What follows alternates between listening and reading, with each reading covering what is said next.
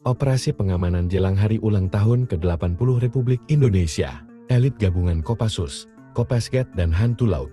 Komando Operasi Kops Habema menembak Panglima OPM Yambi Tengah Mati Enumbi dalam operasi penyisiran yang dimulai sejak 8 Agustus tahun 2025 itu.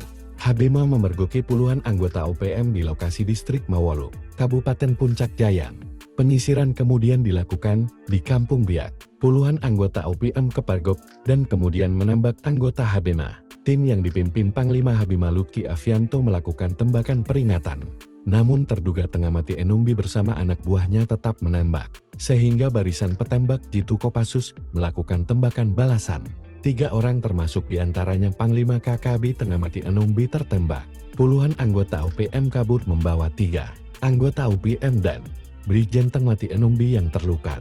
Untuk diketahui, Tengah Mati Enumbi merupakan buronan Kakap Polda Papua. Dia terlibat sejumlah kejabatan termasuk menembak anggota TNI dan Polri pada 23 Januari tahun 2014 terkait kasus pencurian dengan kekerasan di pos polisi Kuliri, Puncak Jaya.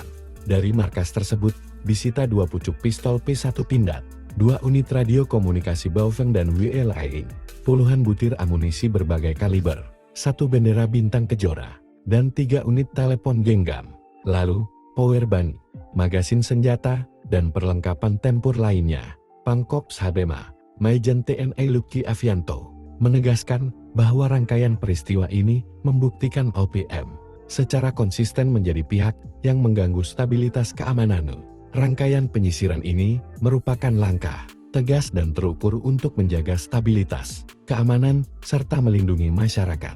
Aparat tidak akan memberi ruang bagi pihak-pihak yang mengancam keselamatan warga, katanya.